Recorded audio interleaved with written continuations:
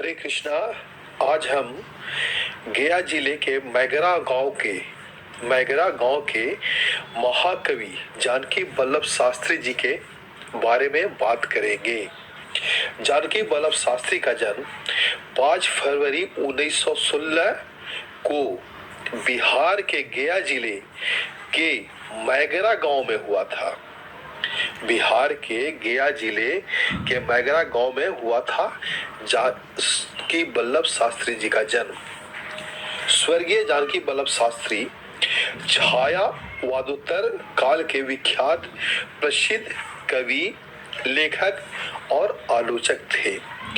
उन्हें उत्तर प्रदेश सरकार द्वारा भारत भारती पुरस्कार से भी सम्मानित किया गया था। उत्तर प्रदेश सरकार द्वारा भारत भारती पुरस्कार से भी सम्मानित किया गया था। शुरुआत में उन्होंने संस्कृत में कविताएं लिखी थी, फिर महाकवि निराला की प्रेरणा से हिंदी साहित्य क्षेत्र में आ गए। उनके पिता का देहांत जानकी वल्लभ शास्त्री के बचपन के समय में ही हो गया था। स्वर्गीय जानकी वल्लभ शास्त्री ने 11 वर्ष की वय में ही उन्होंने 1927 में बिहार उड़ीसा की सरकारी संस्कृत परीक्षा प्रथम श्रेणी में पास की।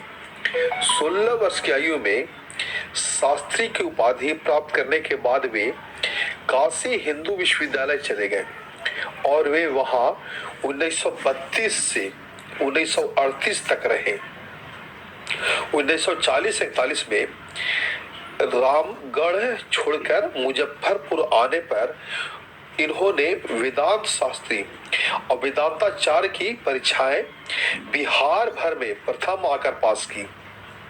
1953 से 1978 तक बिहार विश्वविद्यालय के रामदयालु सिंह कॉलेज मुजफ्फरपुर में हिंदी के प्राध्यापक रहकर 1979-80 में अवकाश ग्रहण किया।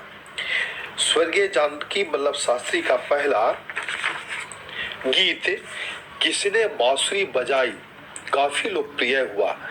उनका उपन्यास कालिदास भी बहुत प्रसिद्ध हुआ। जानकी वल्लभ शास्त्री की मृत्यु 98 वर्ष की आयु में 7 अप्रैल 2011 को बिहार के मुजफ्फरपुर में हुई। सरकार ने उन्हें पद्म श्री से भी सम्मानित करना चाहा। भारत सरकार ने स्वर्गीय जानकी वल्लभ शास्त्री जी को पद्म श्री से भी सम्मानित करना चाहा, लेकिन उन्होंने इसे ठुकरा दिया।